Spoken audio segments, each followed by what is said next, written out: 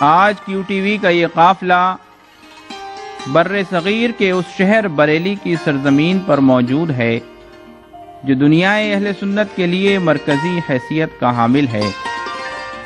رب قدیر نے اپنے حبیب پاک کی ذات کریمہ پر نبوت کا سلسلہ تو ختم فرما دیا، لیکن امت مرحومہ کو دینی و دنیاوی آفات و مصائب سے بچانے کے لیے ہر ایک صدی میں اپنا ایک محبوب بندہ زمین پر اتارا، جس نے پیارے حبیب کے پیارے دین میں شامل ہونے والی نت نئی آلائشوں سے پاک و مصفا کیا۔ 14ویں صدی میں بھی عقائد اسلام کی پاکیزگی میں بدعقیدگی اور مادیت پرستی کی غلاظتوں نے داخل ہونا چاہا تو رب نے ایک ایسے مجدد اعظم کو اس خاکدان گیتی پر بھیجا کہ جس نے اپنی زبان و قلم سے توہین رسالت کے زہریلے ناک کا پھن کچل دیا اور عشق مصطفیٰ صلی اللہ علیہ وسلم کی وہ مثال قائم فرمائی کہ لوگوں کو حضرت بلال اور اویس قرنی رضی اللہ تعالیٰ عنہ کی یاد آ گئی۔ جی ہاں، ہم حاضر ہیں اس بارگاہ میں جنہیں لوگ اعلیٰ حضرت امام احمد رضا خان فاضل بریلوی رحمت اللہ تعالی علیہ کے نام سے جانتے ہیں۔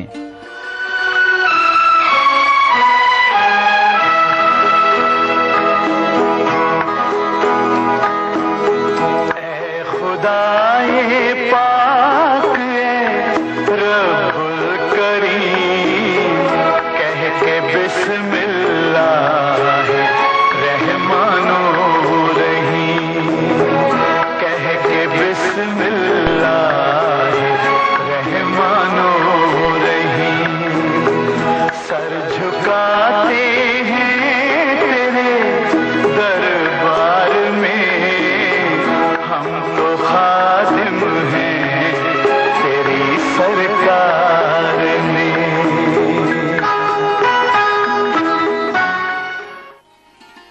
یہ آستانہ پاک ہے 14ویں صدی کے عظیم اور بلند پایا عالم دین اعلیٰ حضرت عظیم البرکت مجدد دین و ملت علامہ شاہ احمد رضا خان فاضل بریلوی رحمت اللہ علیہ کا۔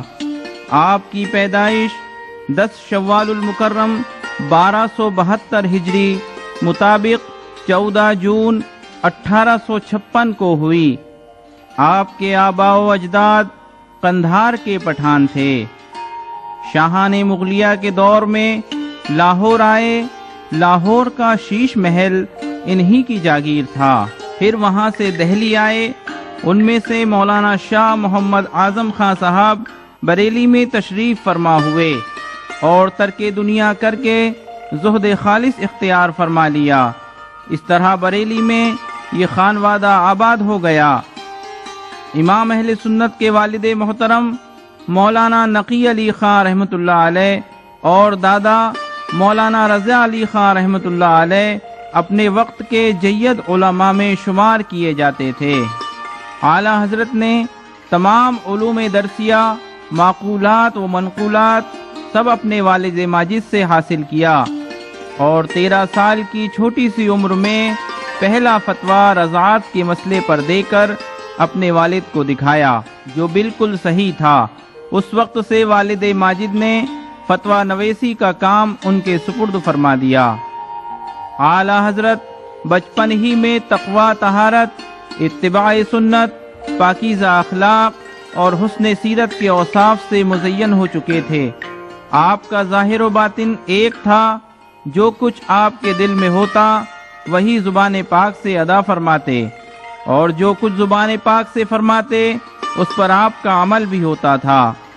کوئی شخص کیسا ہی پیارا، کتنا ہی معزز ہو، کبھی اس کی رعایت کر کے خلاف شرع کوئی بات نہ فرماتے اور نہ ہی تحریر میں لاتے۔ آپ کی شخصیت اشداء علی الکفار و رحماء بینہم کے مفہوم کے عین مطابق تھی۔ آپ کے سب کام رضا الہی کے لیے ہوتے تھے، نہ کسی کی تعریف کے طالب تھے اور نہ ہی کسی کی ملامت سے خوف زدہ ہوتے تھے۔ آپ عشق رسول پاک صلی اللہ علیہ وسلم کی ایسی جیتی جاگتی تصویر تھے کہ جب آپ آرام فرماتے تو آپ کے سونے کی حالت سے سرکار صلی اللہ علیہ وسلم کے نام پاک محمد کی شکل بن جاتی تھی۔ کتب احادیث کے ادب کا یہ حال تھا کہ اس پر کوئی دوسری کتاب نہ رکھتے۔ حدیث شریف کے بیان کے درمیان اگر کوئی شخص بیچ میں بات کاٹتا تو آپ بڑے ناراض ہو جاتے۔ تصنیف و تالیف اور فتویٰ نویسی یا وظائف کے لیے ہمیشہ خلوت میں رہتے، لیکن 5 وقتہ نمازوں کو باجماعت مسجد میں ادا فرماتے تھے۔ ہمیشہ عمامہ شریف اور انگرکھا پہن کر ہی نماز ادا فرماتے۔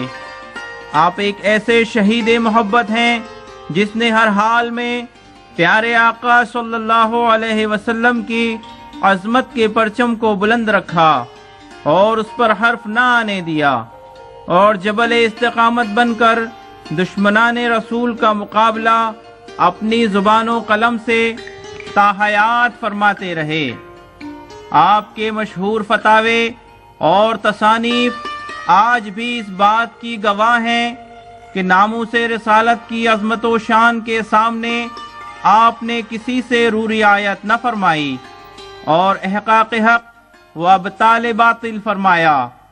ایسی ہی شدت کے متعلق ایک موقع پر صدر الافاضل مولانا نعیم الدین مراد آبادی رحمت اللہ علیہ نے آپ سے عرض کی، حضور، گستاخان خدا و رسول کے لیے آپ کے کلام و تحریر میں نہایت سختی اور شدت ہوتی ہے، جسے دیکھتے ہی نئی روشنی کے دل دادا آپ کی تحریر سے متنفر ہوتے ہیں اور پھر حضور کے دلائل اور براہین کو بھی نہیں دیکھتے۔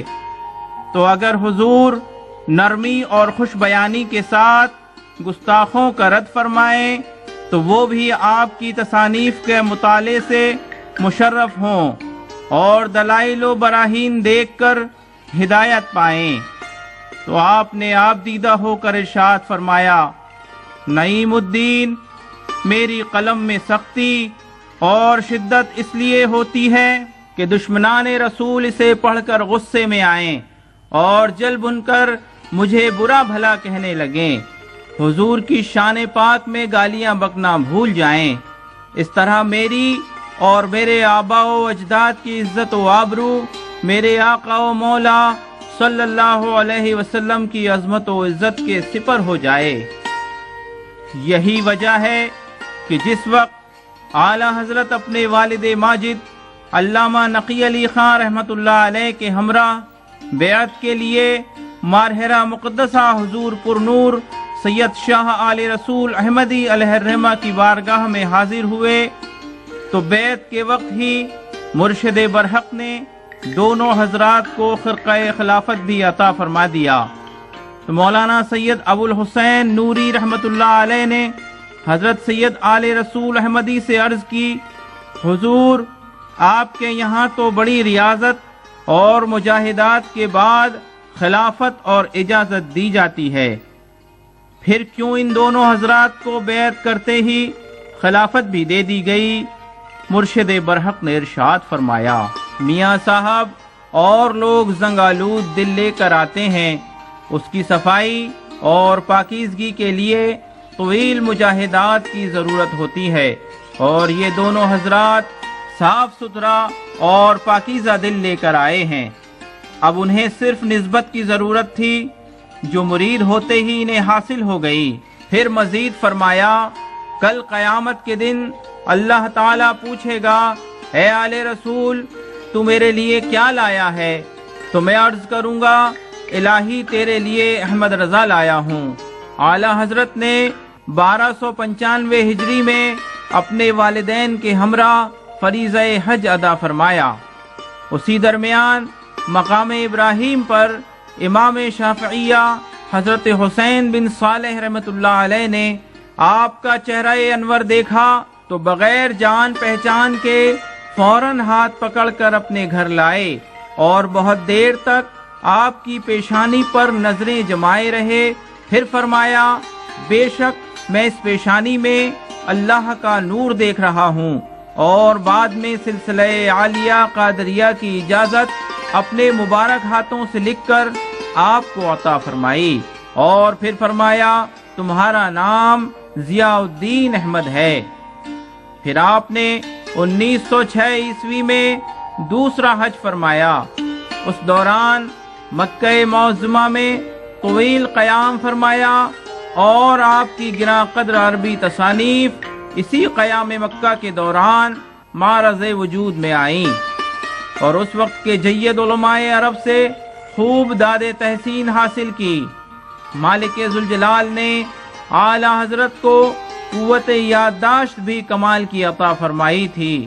ایک مرتبہ کسی ناواقف شخص نے اپنے عریضے میں آپ کو